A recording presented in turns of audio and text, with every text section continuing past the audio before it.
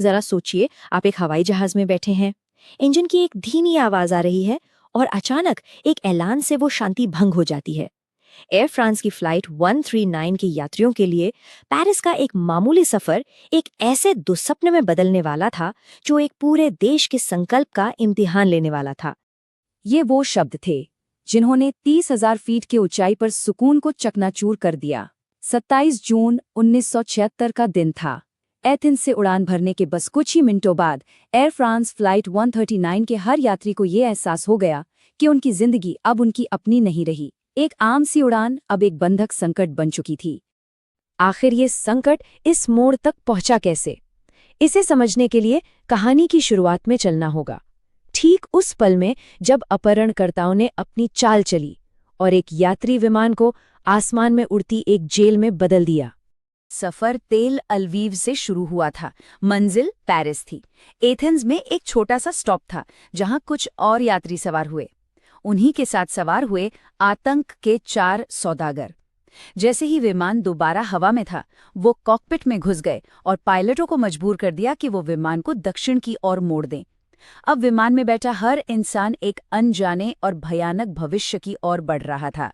विमान का पहला पड़ाव था लीबिया का बेंगाजी। वहां तपती धूप में 7 लंबे घंटों का इंतजार। उमस घरे काबीन में खसे बंधकों के लिए हर गुजरता मिनट एक पूरी सदी जैसा था। डर और बस एक ही सवाल, उन्हें आखिर कहाँ ले जाया जा रहा है? और फिर आखिरी मंजिल का ऐलान हुआ, एंटेबे, युगांडा। ये नाम सुनते ही यात्रियों, खासकर इजरायलियों के बीच एक खौफ की लहर दौड़ गई। उन्हें दुनिया के सबसे क्रूर और इजराइल विरोधी तानाशाहों में से एक ईदी अमीन के देश ले जाया जा रहा था। ये अब सिर्फ एक अपहरण नहीं था, ये अंधेरे के दिल में एक सफर था। एंटेबे में उतरना इस दर्दनाक सफर का अंत नहीं था, बल्कि एक नए और कहीं ज्यादा खौफनाक अध्याय की शुरुआत थी। युगांडा की जमीन पर उम्मीद और नाउम्मीदी के बीच असली लड़ाई अब शुरू होनी थी। जैसे ही विमान के दरवाजे खुले, अपहरणकर्ताओं का स्वागत करने के लिए उनके 3 और हथियारबंद साथी वहां पहले से मौजूद थे। यात्रियों को विमान से निकालकर पुराने टर्मिनल की बिल्डिंग में धकेल दिया गया, एक ऐसी जर्जर जेल जिसे अब युगांडा के सैनिकों ने चारों तरफ से घेर रखा था। अब किसी भी तरह के जल समाधान की सारी उम्मीदें दम तोड़ चुकी थीं। अपहरणकर्ताओं की मांगें एकदम साफ और कठोर थीं। अलग अलग देशों की जेलों में बंद अपने साथियों की रिहाई और साथ में मोटी रकम। और उनकी धमकी में एक खौफनाक सच्चाई थी, अगर मांगें पूरी नहीं हुई तो यात्रियों को एक एक करके मार दिया जाएगा। घड़ी की सुइयां तेजी से आगे बढ़ रही थीं और कई जानें दांव पर लगी थीं। इस भयानक धोखे में एक और किरदार था, युगांडा का तानाशाह ईदी अमीन। दुनिया के सामने वो एक मददगार मध्यस्थ होने का नाटक कर रहा था, लेकिन पर्दे के पीछे उसकी वफादारी अपहरणकर्ताओं के साथ थी। उसके सैनिक बंधकों की मदद के लिए नहीं, बल्कि उन पर पहरा देने के लिए वहां थे।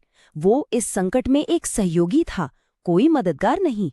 फिर आया वो पल जो शायद इस पूरे संकट का सबसे दिल दहला देने वाला पल था। अपहरणकर्ताओं ने एक सिलेक्शन शुरू किया। यात्रियों को उनकी राष्ट्रीयता और धर्म के आधार पर अलग किया जाने लगा। इजरायली और यहूदी बंधकों को एक अलग कमरे में ले जाया गया। ये एक ऐसा शब्द था जिसकी गूंज इतिहास के सबसे काले पन्नों से आ रही थी, और ये उनके सबसे बुरे डर को सच करने जैसा था। एक तरफ जहां बंधक एंटेबे में अपने सबसे मुश्किल दौर से गुजर रहे थे, वहीं हजारों मील दूर इजराइल में एक बेचैन और हताश दौर शुरू हो चुकी थी। एक पूरा देश एक नामुमकिन से चुनाव से जूझ रहा था।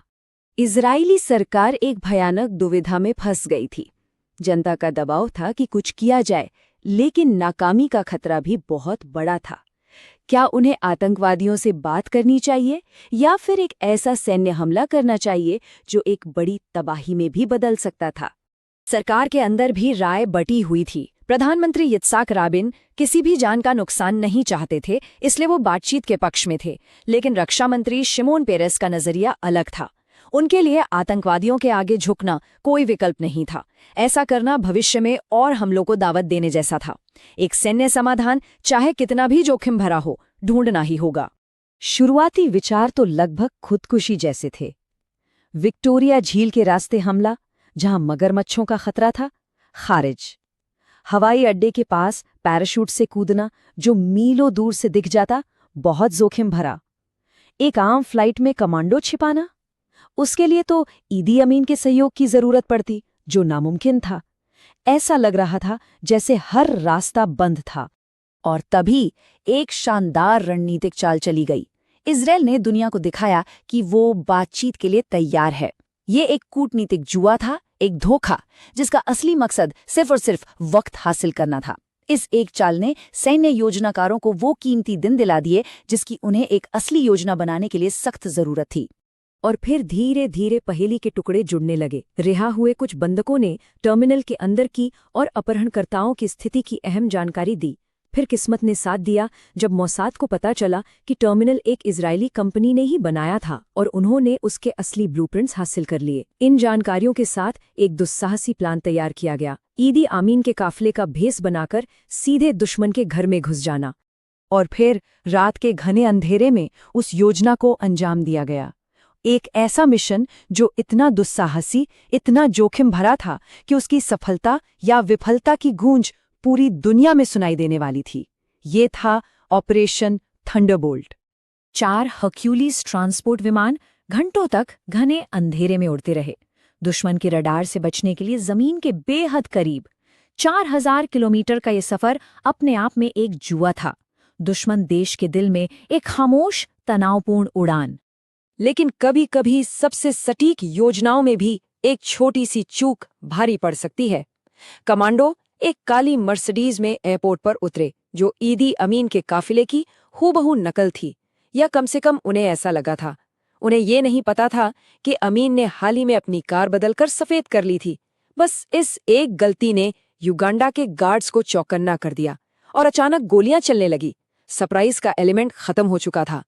हमले की शुरुआती अफरा तफरी में एक बड़ी त्रासदी हुई। मिशन के कमांडर योनी नेतन्याहू एक स्नाइपर की गोली का शिकार हो गए। ऑपरेशन का लीडर गिर चुका था, लेकिन उसके साथी एक पल के लिए भी नहीं रुके। वो टर्मिनल के अंदर घुस गए। उनका लक्ष्य बिल्कुल साफ था। जरा इस बात पर गौर कीजिए, पहले विमान के जमीन छूने से लेकर आखिरी विमान के बचाए गए बंदूकों के साथ वापस हवा में उठने तक सिर्फ 53 मिनट लगे। इतिहास को बदलने के लिए सिर्फ 53 मिनट। ये सटीकता, हिम्मत और बहादुरी का एक हैरत अंगेज प्रदर्शन था। धुआं छटा और विमान अपने घर की ओर वापस उड़ चले। लेकिन इस जीत की एक कीमत थी। चलिए अब देखते हैं कि उन अविश्वसनीय 53 मिनटों के बाद क्या हुआ। कौन बचा, कौन नहीं, और वो विरासत जो आज भी जिंदा है। आखिरी गिनती इस मिशन की कामयाबी और उसकी दुखद कीमत दोनों की गवाही देती है। 102 बंधकों को आजाद करा लिया गया। 4 बंधक इस ऑपरेशन में अपनी जान गंवा बैठे और क्रूरता के एक आखिरी अध्याय में डोरा ब्लोच, एक बंधक जिन्हें अस्पताल ले जाया गया था, बाद में ईदी अमीन के सीधे आदेश पर उनकी हत्या कर दी गई। मिशन का एकमात्र शहीद कमांडो योनी नेतन्याहू था। सभी अपहरणकर्ता और लगभग 45 युगांडा के सैनिक भी मारे गए। अपनी सुरक्षित वापसी के लिए कमांडो ने युगांडा के 11 लड़ाकू विमानों को भी नष्ट कर दिया।